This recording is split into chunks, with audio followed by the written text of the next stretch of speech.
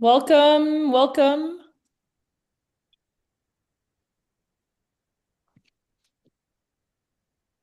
Hello, everyone. We're glad you're here today for our UDL Con International webinar, Designing for Success in CTE.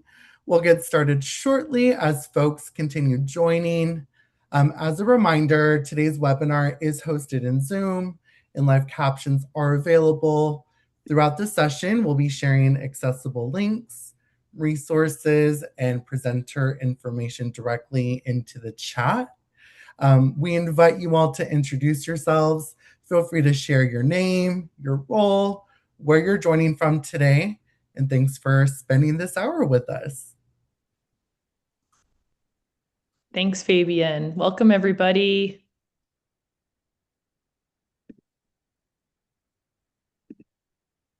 I think we're going to start in about a minute, right, Fabian? Give everybody just a minute to Yeah, get let's give situated. everyone one more minute and then we'll kick things off. Hi, Susan.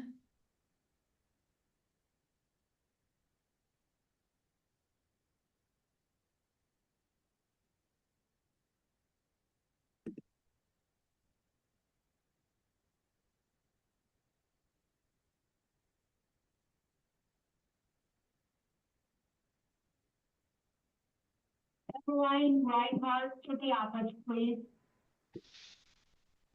You can tell Abe is calling in from school, so that's great. I am. Oh,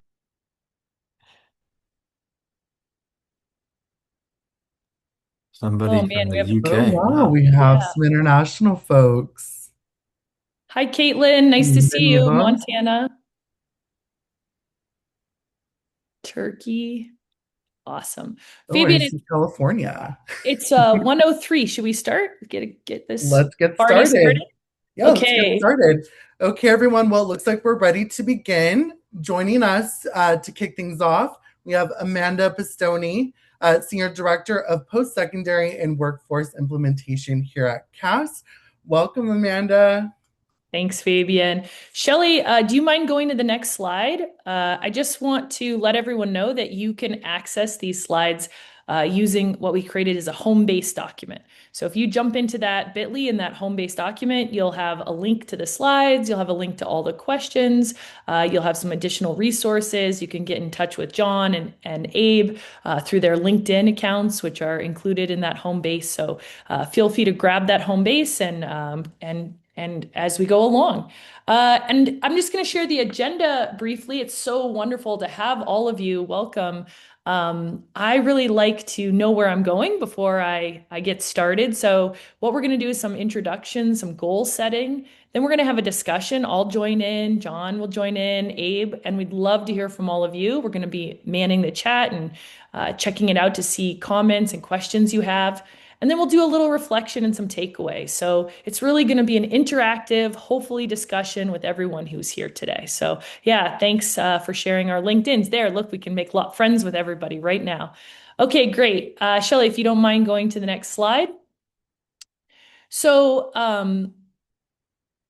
what we would like to do is start off, John and Abe, if you don't mind introducing yourself. And as Fabian said, I can see in the chat everyone's doing that already, but maybe tell us what drew you to career in tech ed. And maybe, John, we can start with you and then we can go to Abe.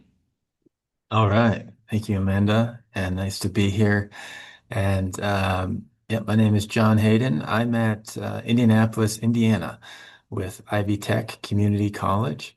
And my role is faculty development lead for the career and technical education schools here. So I support both full-time and adjuncts with the classroom side of things. To answer your other question, what drew me to CTE? Oh, I've always been involved in education, and also I grew up on a farm in Northwest Iowa and learned how to weld and work on small engines and things like that. So I think combining my background, kind of growing up, and then my background in education was drew me to this area.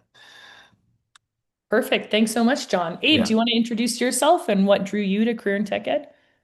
Yeah, my name's Abraham Ewing. I'm currently in Polson, Montana, teaching middle school wood shop. It's a dream job. And what drew me to career in tech ed was I grew up in agriculture community and then started commercial construction at 16. Um, Lived my life, went to college, everything else, and felt called to teaching. Was was going back to school to teach history. And my best friend told me, I'm not sure if you're supposed to teach history. There's a wood shop job opening.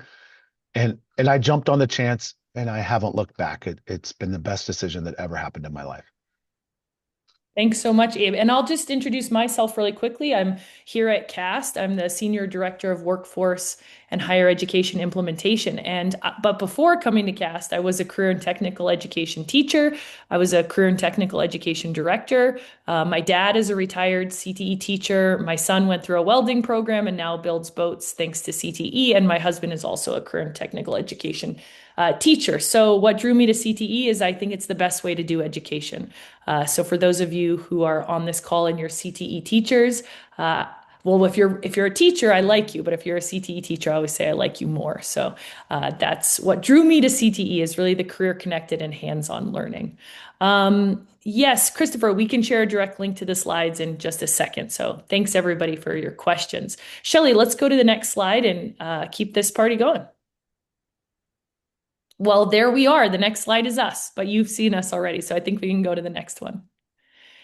So our hope is that by the end of this session, you will really understand how Universal Design for Learning, so UDL, can support safety, clarity, and inclusion in career and technical education labs and learning environments. So we're thinking about safety a little bit more broadly today. So hopefully you can join in with us and we can think about safety as more maybe than just the rules and regulations. But what does safety mean? What does it mean to really create a safe and inclusive and clear learning environment for our learners in our classrooms?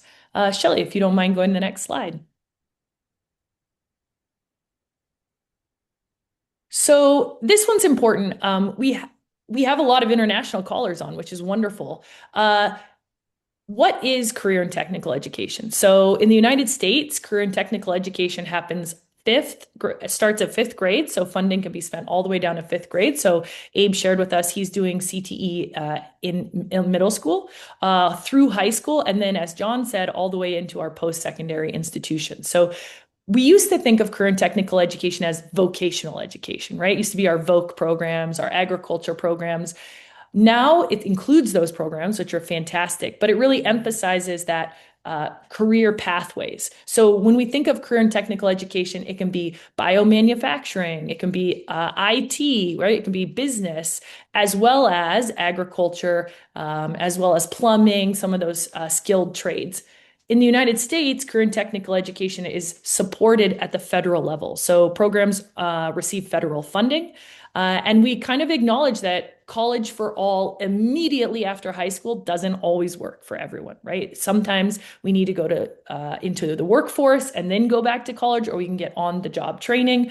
So career and technical education in the United States is really, it's what vocational education has become.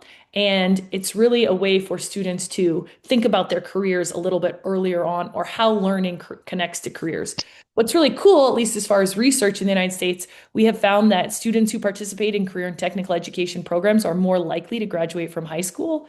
They're more likely to persist when they get to college. So again, I think it's really the best way to do teaching and learning. I thought, John and Abe, maybe you could tell us what CTE looks like in your learning environments. Just, we have a lot of people from different states on the call and also international. So what does it look like? Maybe Abe will start with you this time and then go to John. What does CTE look like in your learning environment, Abe? So here at Polson Middle School, I teach middle school woodshop. I'm preparing kids for high school, and I kind of have an open slate on how I want to do that. My kids build a lot of projects. It's learning by doing. It's hands-on. For a lot of them, it's their first time in a shop environment. A lot of them don't necessarily grow up in a shop or around a shop or using tools. So for me, it's chaos. It's absolutely nuts most days, and it's awesome to see kids get those aha moments every single day where they figure out mechanisms and how things work. That's awesome. Thanks, Abe. So, John, what does it look like when a student goes into a career and technical education at that post-secondary level? And maybe you could also touch a little bit on early college or dual enrollment programs. Yeah, sure. Well, here at Ivy Tech, we have a lot of career and technical education programs, nursing, health sciences, advanced manufacturing, business, culinary arts. So we have a ton of CTE programs with a wide variety of students here in Indianapolis. So the classroom setting can look quite different depending on the program, obviously. And then also with our CTE, we have dual credit, definitely dual credit high school programs. What those look like, yeah, I can't really speak to too much. I'm not too involved in that, but I'm more at the post-secondary level. Yeah, that's great, John. So I think when we say dual enrollment or early college, what we're talking about is many of our career and technical education programs allow high school students to earn college credits while they're still in high school, right? And Yeah. that can look different, right? Sometimes, I don't know if at Ivy Tech they're actually going to the college courses. Sometimes it's that they're taking their same high school course, but still connected to the college and earning that credit. So it keeps the pathway. If you think of Abe at the middle school introducing concepts, and then they go to the high school, and then they're moving on to post-secondary. Okay, Shelly, if you want to go to the next slide, I'd also invite any participants, if you want to describe what career and technical education looks like in your environment, I'd be curious what it looks like internationally, if you have this mechanism, or if vocational education is acknowledged as a different funding source or supported in a different way. Okay, so what is UDL? So hopefully we're all aware, we're excited to talk about Universal Design for Learning, which is a flexible approach for teaching and learning and ensuring that we can reach all the learners in our classroom. With UDL, we really think about creating access from the beginning, proactively thinking about making sure all learners can access our classrooms. We set rigorous goals, and we also try to anticipate barriers. And we're going to talk about that on this webinar. What are some of the barriers that we can remove by using UDL in our CTE classrooms? The really exciting thing about UDL in the United States and career tech ed is that our legislation that governs career and tech ed, that funding source, which is called Perkins 5 that I talked about earlier, calls out universal design for learning as a best practice. So it's not just something John and Abe and Amanda like, right? It's actually a research-based best practice for designing, teaching, and learning.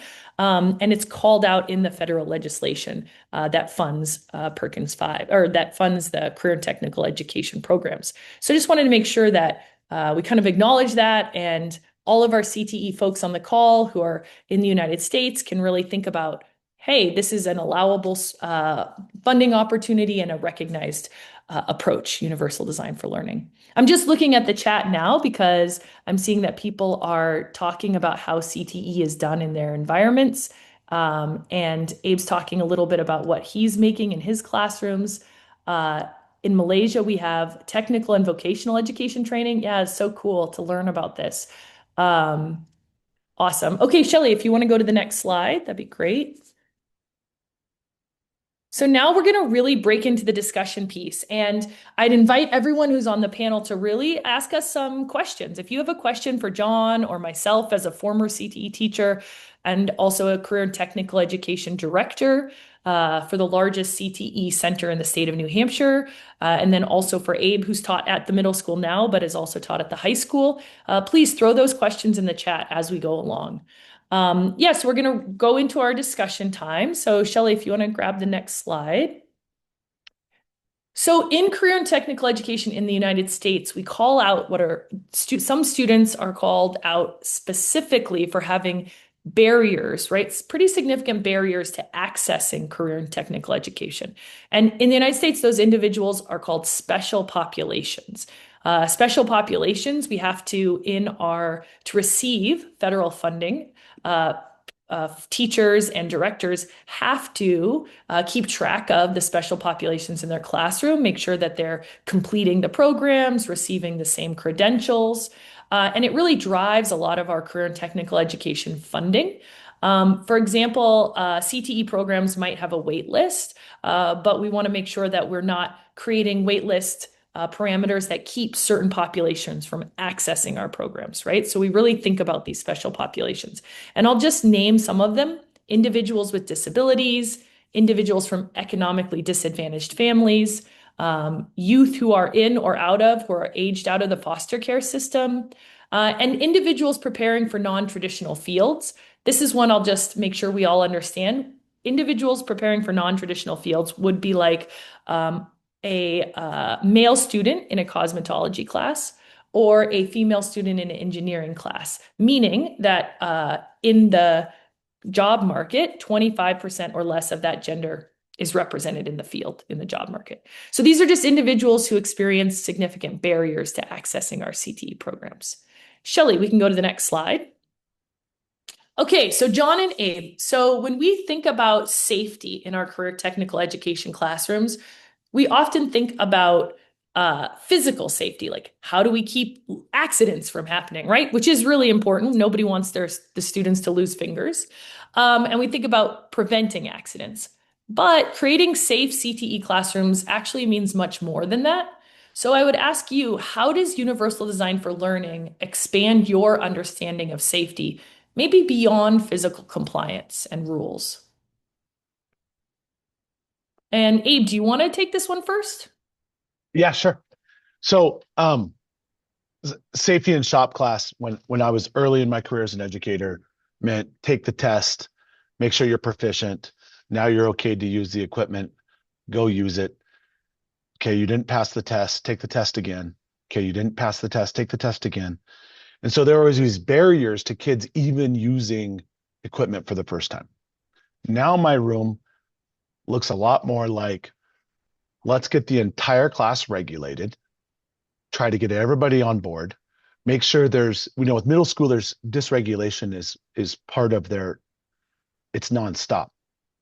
So coming up with ways to regulate the classroom together through breathing, through emotional color wheel sheets, and setting that tone as a classroom for how we handle it when someone gets dysregulated. UDL has helped me validate that's where the importance is. It's not oh, I got you. You're not sure what the safety key looks like on the bandsaw. It looks more like, am I ready to turn on something that could potentially hurt me? And do I have the authority in the room to stop someone from hurting themselves? And I didn't say it earlier, but in my middle school shop, we're 6 lathes are running every day. Wood lathes building rolling pins, fish bats, pins, CNC machines usually going, band saws, spindle sanders, drill presses are going every day. And so when I did the I gotcha or barrier to education pass the test, it would be one pieces of those equipment running every day. But now if I walk in the shop and say, shut her down, the whole class within 3 seconds shuts down. We get regulated again. We fix the problem and move forward. And UDL made that possible. That's great. Yeah. Thanks, Abe. And I think what I hear you saying is that maybe that was especially focused on the engagement principle, like thinking about are these learners ready to engage? Are they prepared to engage? Have they reflected? Have I created norms in my classroom? That's what I hear you saying too. Absolutely. Yeah, that's great. Okay, John, do you want to talk about safety? What is, when you think about UDL, how does that expand safety maybe beyond the physical compliance or rules? Yeah, sure. So, I mean, one way I think about it is here in Indianapolis, we have a really wide range of students, very diverse cultures, and backgrounds, beliefs. So, one thing I think with a lot of these students who are, in many cases, those, non-traditional students, coming to the classroom might be a bit daunting, to them, or they might be a bit apprehensive because they just kind of don't, many of them don't come from that background. And I think as far as safety, I think UDL helps build that psychological safety in the classroom for the students to where they don't feel like fear of judgment or being singled out or fear of being penalized. So that's kind of how I think of safety, or one safety aspect of UDL, that psychological safety, making sure every student feels like they belong in the classroom with everybody else. Yeah, that's awesome, John. I really appreciate that. I think we all know what it feels like to be a singleton in a classroom, the only woman or the, only Yeah. person with ADHD, speaking for myself, or maybe you feel like you're the only person who, came from a rural community, right? And that can really prevent you from feeling like you can engage or feel welcome. And then, of course, Yeah. that has to do with safety. That's great. But also, like, imagine if you're a student coming from the other side of the world Right. and stepping into an environment that, not only do they don't know about the subject matter, they've never been in American education system. So, um, so I think CTE, you get such a diverse range of people. And anyway, that's another, it just makes it very dynamic in the classroom. Yeah. Go ahead, Abe. Yes, please. And and I see so many people in the chat from Canada and New Mexico and Arizona. And here in Montana, I'm on a Native American reservation where there is generational educational trauma. And I think a lot of us, based on where I see many people are from, can relate to that. And so, John, to your point, feeling safe in that classroom and that emotional regulation is such a huge component. And thank you so much for like bringing it up, because until I can have kids feel that way, it doesn't matter if they can use a piece of equipment or not. They're never gonna learn if we can't get them to a place where they feel safe and feel like the teacher's not out to get them, Yeah. inviting them into the space and educational system. Yeah, that's awesome. We have a question in the chat that I kind of want to. Laura is saying that she is an assistive technology specialist in Arizona, and she's asking for an example of how assistive technology has been used in CTE classes.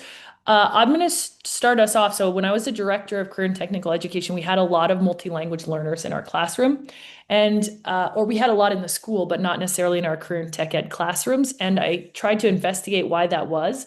And there was concern from the educators about this issue, keeping multi-language learners safe. How will I know that they can safely use the equipment?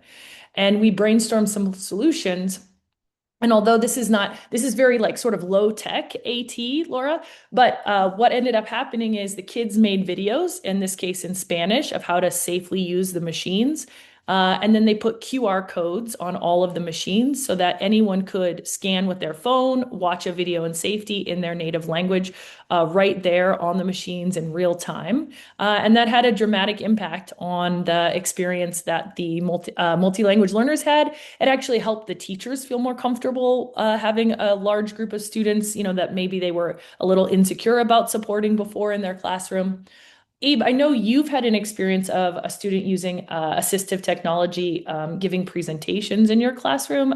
John, I don't know if one of you wants to speak to other assistive technology devices that you've used in your woodshop rooms or in your CT classrooms. I'd also, just before I turn it over, invite those on the participants. If you've used AT in your CTE classrooms, maybe you can respond to Laura as well. It'd be great to share what you've learned in your classrooms. So I don't know if Abe or John want to take a shot at answering that question. Sure. So uh, I'll tell you a quick. I'll try to make it as quick as possible. It was several years ago when I was early in teaching. My first year teaching was, to be honest, chaos, because I was brand new to teaching from industry. But my second year, I was starting to figure it out, and I had some students with special needs in my room. One particular student had a para. At the time, we had a school-wide rubric, and I had to teach speaking. So I made all my kids do reflection speeches on their projects. this one particular special needs student couldn't speak. So I wasn't sure how to even incorporate a speaking rubric, how to even dive into that. And embarrassing, it's I'm being a little bit vulnerable and it's a slightly embarrassing, but so I just assumed I'd give him an A and we would move on. And so the kids are going around the room speaking and giving their speeches, and I get to him and I think we're just going to move on, and I try to give the para the nod like we're okay, and he says no, we're ready to give our speech. And the student stood up and had an iPad that he had written his speech on, and the iPad read the speech. And the student gave a 4-minute speech on how great it was for the kids in the room just to treat him like a student, just a peer. Even though he had a disability where he couldn't speak, he said he often felt excluded from all classrooms. But in shop class, because of the hands-on nature, he felt like the people in his group really included him. And I know they did. They helped him through his entire project. It was a gorgeous bandsaw box. But for him, the big takeaway wasn't the box. It was that his peers treated him like another 16-year-old kid. And I had little hillbillies in New Hampshire all tearing up.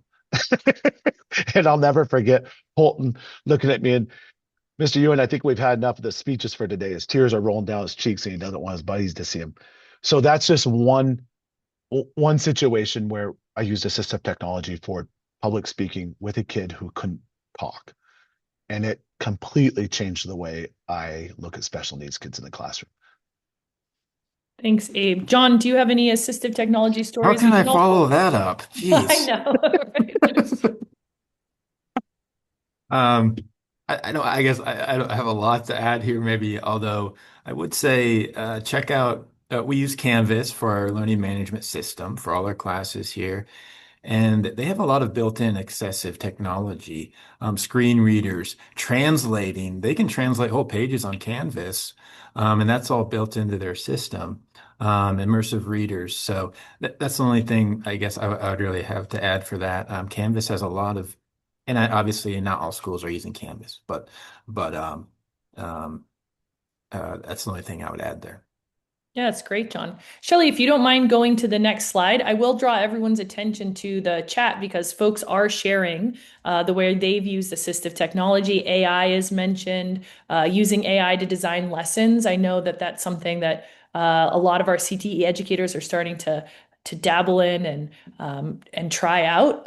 How can we use AI to help us think through how we design lessons for more variability, right, in our classroom? Shelley, if you want to go back to the video, we were going to watch a quick video, but maybe I will it's back a few slides, Shelley. No big deal, but the other direction. There's a video of yeah, I think we're on slide. There's a picture of two students, Shelley, with working in a shop classroom.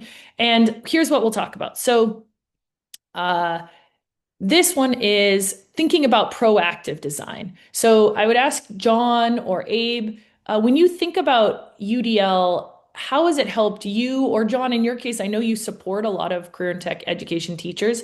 How has it helped to be proactive in the design? And how has being proactive maybe reduced safety issues or reduced instructional breakdowns? And remember, that's part of what UDL is. We try to think, what are the barriers going to be in the classroom and how can I proactively design those? And, I could ask Abe to tell another story about hair ties, maybe in this case, thinking about being proactive and providing those. But maybe I'll let John start us off this time. John, have you seen CTE teachers how being proactive has sort of supported, students to be safe or really reduce those instructional breakdowns? Yeah, sure.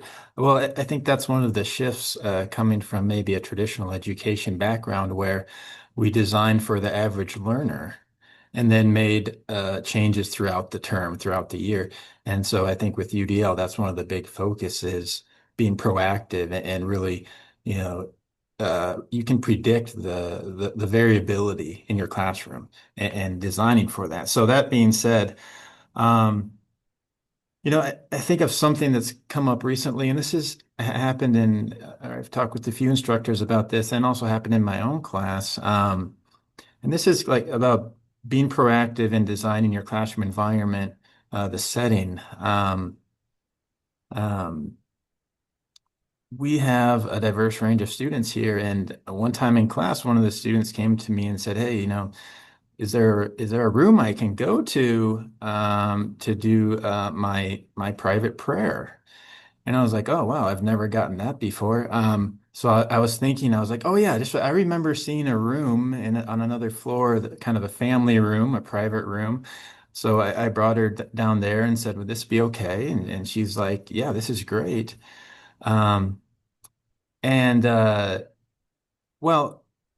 It, uh, Now what I'm talking with instructors about and even kind of incorporated myself was realizing, wow, having a room that students can go to and making that available at the beginning of the course, like making sure you let students know about that is going to help build that psychological safety. And it could be for a lot of different students, right? They might need a prayer room. They might need a room to take a medication. They might need a room to make a private phone call or something, and they don't want to go in the bathroom to do it.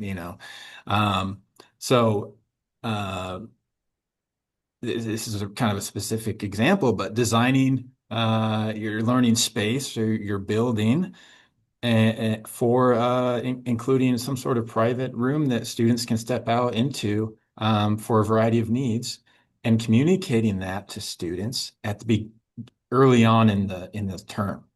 Yeah. Um, and especially now, it's quite relevant because right now is Ramadan, and we have a number of students who are practicing Muslims, and well, they pray 5 times a day, and like how encouraging would it be if you were a Muslim student going to your first class and hearing the teacher say, "Oh, yes, we have a private room for those that might need it for whatever you need it for a prayer, for medication, whatever it may Yeah. be." Um, Yeah, it's what's nice, John, is we also yeah, have on that special population list, we have single parents, right? And you could imagine a single parent using that room, yeah, right? yeah. So you're right. It's like it's this one solution that meets the needs of a lot of learners. That's wonderful. Sorry to interrupt you. I got excited. Apologize for that. Abe, did you want to share your story? Yeah. So, well, going back to the assistive technology, just to give a practical tool for in the classroom. I do have a student from Jordan, the country of Jordan, right now, who speaks Arabic, I believe. And we do use Google Translate when we get confused. So I pull out my phone, he straight up types it into my phone, translates it over, and we get through the language barrier at times. But also, since the beginning of the year, he's drastically improved his English. So the barriers kind of got away, and he does feel comfortable with me knowing that I'm not. He feels comfortable to approach me at any time to try to figure things out. And then also because UDL, I've switched to group work. Oftentimes he's with his peers.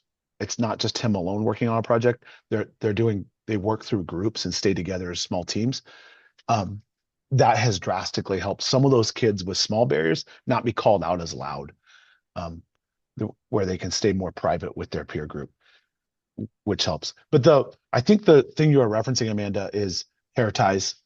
And if you've ever been in a wood shop, drill presses and long hair, sanders and long hair, lathes and long hair don't interact well. And you could Google lathe accidents and find thousands of videos or problems of people having hair torn out of their head.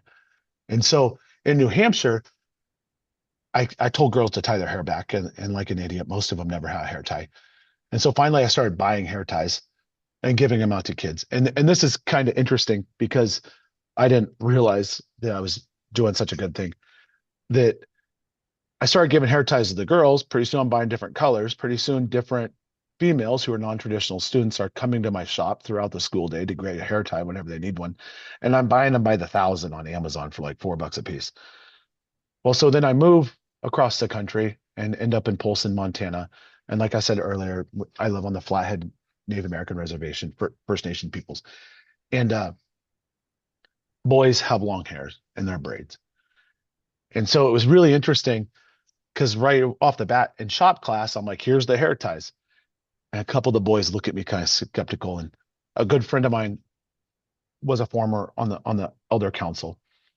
And I was telling him about how I couldn't get some of the boys to tie their hair back. And he says, "Oh man, just play it up and tell them if they have any problems, you're calling their parents, and they're going to talk to Mr. Lozar, one of the elders, and talk about how this is a safety issue." So now my speech involves, if you have long hair and you have braids, don't ever let anybody tell you what to do with your braids. But here in shop class, to keep you alive, we're gonna put it behind your head, make sure it's a hair tie, make sure it's worn right, and then when you walk out of my class, sport it loud and proud. And the kids get a charge out of it now, where they're encouraged to have their braids. They're encouraged to have those cultural things that are really important. But what's interesting, because I was proactively designing for females with long hair, now I've accidentally also designed for Native American students and people who culturally have long hair, or really just any child who might have long hair. And I wish I could have long hair. It's no longer a possibility, but I tell them to wear it proud. We just got to tie it back for shop class. And it's cut through that barrier so much, and safety then gets promoted right to the forefront every day. You know, no dangly clothing, hair tied back. The kids are putting it up. Some of them will steal some hair ties, but there's plenty to go around. Awesome. Thanks, Abe. So if we look at the next slide, Shelley, if you don't mind going to the next slide, um, uh, we really are thinking about, and there's Allison put a question in the chat, really, what's your advice on working with CTE teachers who have students with disabilities in their class? I want to support teachers on this journey. It's important to acknowledge that many career and technical education teachers or vocational education teachers come from industry. So Abe referenced that earlier. So they haven't received the same pedagogical training as, your traditional academic educators. And John, I'd say that's even more true in the post-secondary setting, right? They're coming right from industry. So maybe they were fixing cars in August, and then they're teaching people to fix cars in September with often very little support. And what you see in front of you on the slide is just some of the research. Most CTE educators report little or no appropriate onboarding, and they don't really understand their responsibilities. I know when I started, I came from industry. I didn't know what an IEP was. I wasn't sure, I wasn't even taking attendance regularly because I didn't think it was that important. I was just starting to teach my class, right? So I think it's important for us to consider career and technical education teachers. The majority of them do come from industry, and they report feeling totally overwhelmed. It's like drinking out of a fire hose when they move from industry to academia, right? Or into the classroom. And then lastly, we don't, all of our teachers, our academic teachers, don't receive enough training, or they receive very limited training on how to support students with disabilities. But our CTE teachers receive even less, right? They're the professional development for career and tech education teachers around how to support, as Abe said, a student who is nonverbal in your woodshop classroom is nearly non-existent, right? It's really not out there and available. And so I just think that that's one of the reasons we want to really think about using UDL as the professional development training or mechanism for our career and technical education teachers. Shelley, if you want to go to the next slide. So this is a video, I think we might skip it just so we save enough time for our discussion, but I'd really encourage all of you, you have access to it through the home base. This is a woodshop teacher in Berlin, New Hampshire, Dennis, and he's talking about his first year teaching. And he really talks about how he didn't have a curriculum. Many of our career technical education teachers aren't given a curriculum, right? They're just, and so he taught welding from the book, and he said death by PowerPoint. He just did it the way that he thought that he was supposed to. And, he thought the students would have to learn it a certain way, the way that he taught it, and he really had a change of heart once he became familiar with universal design for learning and learned what it was. So Shelley, we'll go to the last slide. So for those of you who are wondering, how do we really support our career and technical education teachers to work with all the learners?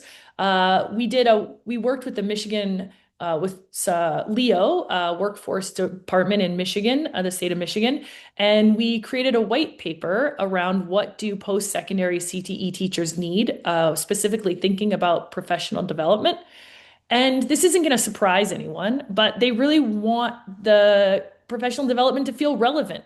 It needs to be relevant. Our CTE teachers have to run advisory boards. As Abe said already, they have to take care of equipment that can cut fingers off. As John said, they have a large range of learners in their classroom, right? So they don't want to go to professional development that was designed for, elementary teachers, right? Or that's on like specifically only literacy. They want professional development that feels relevant to them and their CTE programs.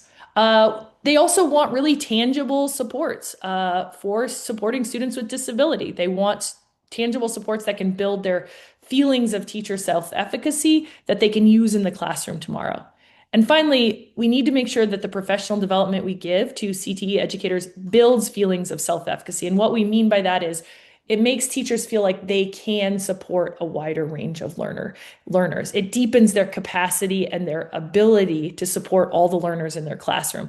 And then Abe alluded to this when he started as a CTE teacher, he was like feeling overwhelmed, just like that fire hose analogy. And as he saw that he could support more learners, students with disabilities, he became more confident. And now you can hear that he's more confident in his approach, in his ability to use UDL. So next slide, Shelley. And I'll just ask Abe and John. You can respond to one of these questions or both, but what kinds of professional learning structures or supports have you found to be most helpful in enabling CTE educators to integrate UDL into their lab or their classrooms? Or how have you seen educators change in their teaching practices or approaches after engaging in UDL? And maybe John, do you want to start or? Sure. Okay, great. Yeah. Well, I'll go with the first one. And, you know, as I mentioned before, we have a wide range of CTE programs. I think we have well over 200 CTE instructors here on our campus. So, one thing that I'll mention for this is, directing your support to specific subject matter groups. So if you're, maybe the thing being, it's easier to digest if you're helping instructors and you're giving them examples that are in their own subject matter.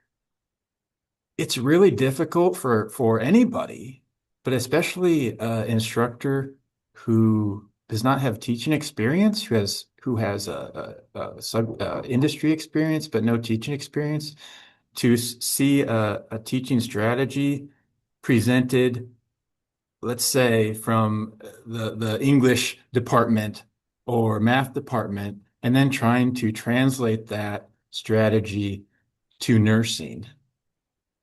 It requires another step, right? So if we're helping CTE instructors, when you're doing your professional development or workshops, try to give the examples and frame it in their subject matter. That's Yeah. one thing that I've found to be quite useful and kind of eliminates that barrier of having to translate it from another subject matter to their own subject matter. Yeah, I completely agree, John. I think that's spot on.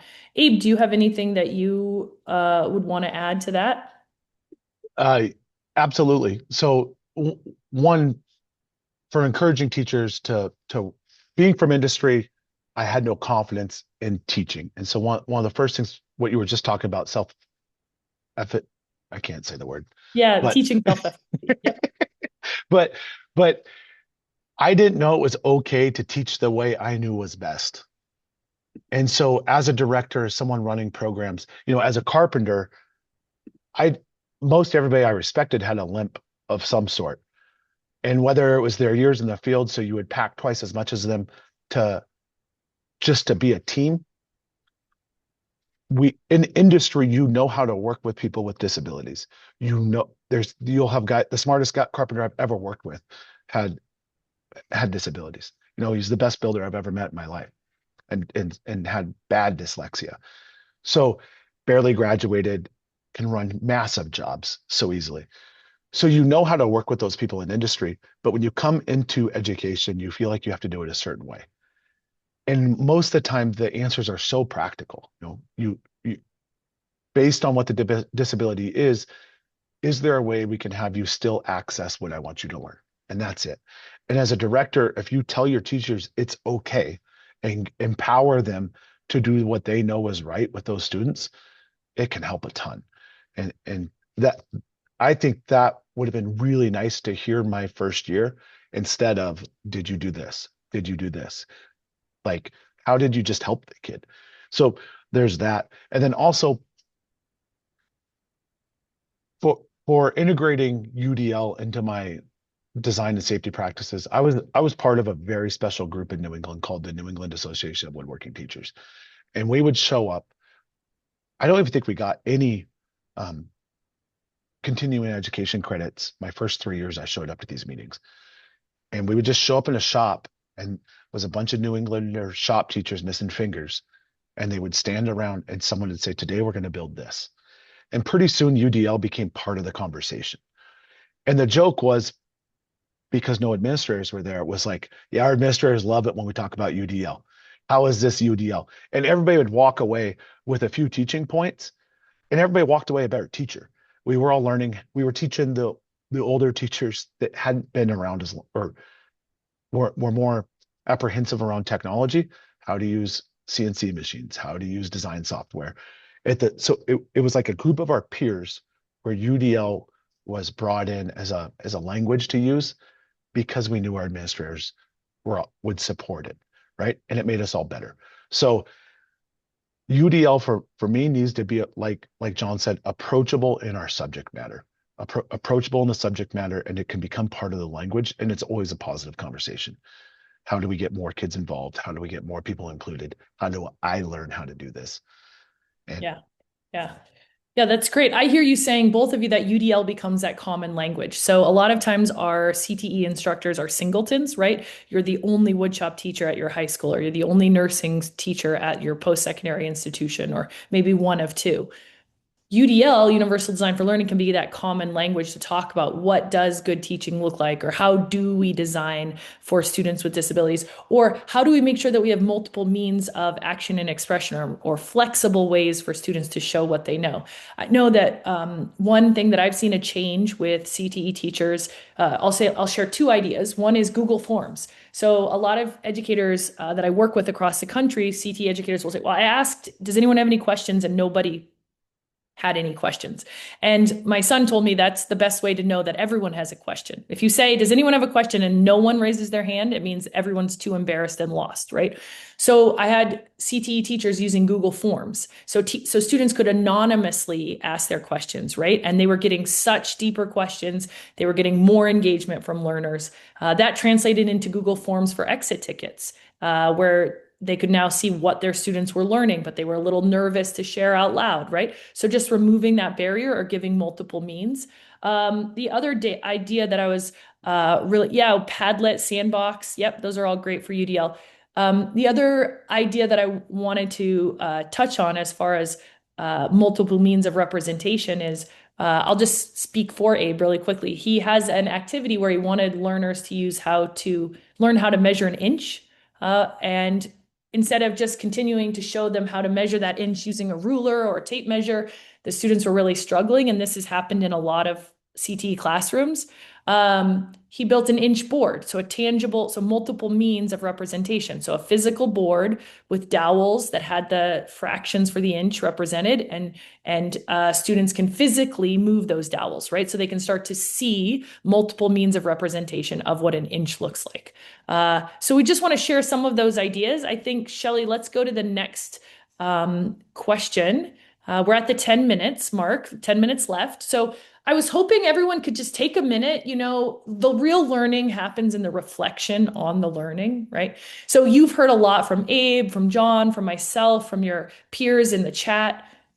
From what you've heard so far, we'd love you to take a minute, and this is a UDL move, right? To not just ask, does anyone have any questions, but to really give some prompts We'd love it if everyone in the chat could take a minute and think about what you've heard so far and finish one of these prompts. What I've heard so far makes me feel, and we'd love to hear why it makes you feel that. From what I've heard so far, this makes me curious about. We'd love to hear what you're curious about. And then, or maybe from what I've heard so far, this makes me think. This is a gift to yourself too, to take this minute and reflect on what you've heard, and think about, like, how can I get something out of this webinar? How can I make sure that I leave with something? So makes me feel, makes me curious, makes me think. Scared to use UDL principles? There's a great recommendation I have for you. It's called +1 thinking. I learned this from my dear colleague Luis Perez. Start with one thing. Look at the UDL guidelines. John and Abe already talked about how they do many of those guidelines already. You're going to find the considerations. You're going to find moves, UDL moves you already do. Amazing. And just pick one. Do +1. So pick one UDL consideration you want to try in the classroom. And once you really think you've got that down, pick another one. So UDL isn't a checklist, right? It's about trying something to improve your practice and then trying the next thing. I see some great comments in the chat. I'm going to ask Shelly to go to the next slide just so we can kind of wrap this up. And what I was hoping to hear from John and Abe, and I'll share my own 2 cents too, but what's made the biggest difference? So, looking back, and this is a great segue to people who might be afraid to try UDL out, is there a small but intentional design change that's made a big difference in your classroom or in your school, your district? Or maybe if there are administrators or educators who want to try UDL out on this call, where would you recommend they start? I'm going to turn that over to you two. I don't know, Abe, if you want to, it looks like he's got some stuff going on. Maybe John, you want to kick us off? Yeah, I can go.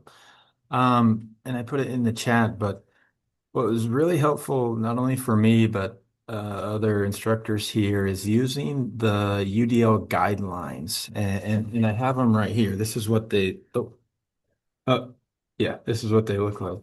But I think those are a great starting point for picking one thing, one UDL principle, and trying to implement that in your class. So I shared the link, but there's a link to the guidelines online, and you can click on each principle and it'll explain more about the principle and how you can use it in class. And I think that's just such a great, concise tool to use when you're trying to implement UDL, the UDL framework and guidelines. So anyway, that would be my suggestion for the second one there. Yeah, that's great, John. And there's some in the chat, Jen Wick said, it makes me think how many assumptions we make about what our instructors know. What's nice about what you're saying is introduce instructors to the guidelines, encourage them to see what they're already using, and then pick one thing, maybe for the whole year, that they're going to try to implement. I think that's a great suggestion, John. Really easy place to start. Abe, do you want to share your kind of big takeaway or what's made the biggest difference? Yeah, I'm sharing the link in the chat. For me, my biggest thing in middle school and high school is emotional regulation. And like I said, getting an entire class to emotionally regulate. So doing something active. You talked about the inch boards. I tried to hold the inch board up, but my background keeps cutting it out, so I can't show it. And then also I'm trying to hold this thing up and I can do it for a second and it disappears. So I'm sharing the link in the chat. But when kids at the middle school level and high school level, when kids act out, usually they're just struggling through the day. And I had it literally last period, the period before that, where I use the Van Moosen wheels, the Ava Van Moosen wheels. And specifically, she has one that's downloadable where it asks the kid if they had anything to eat, were they able to move.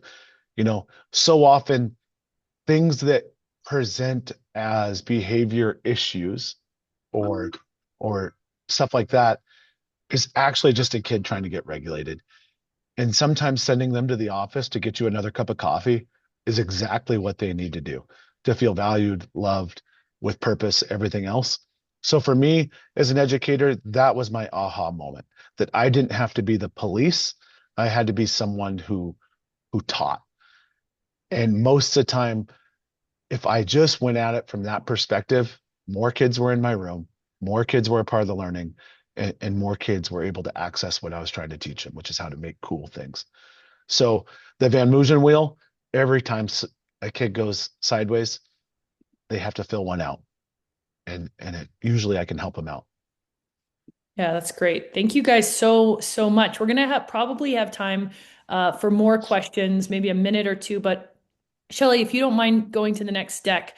So everybody, the next slide, sorry, everyone who's here, we could really use your feedback. So at CAST, we take feedback very seriously. And a dear colleague of mine, Jessica, is helping us think about how do we get feedback from participants to make our webinars better, to design them better, to make them more useful to participants.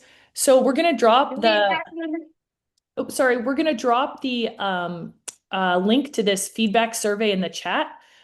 If you could take a minute, and I promise, I wouldn't ask you to do this if we don't review the data.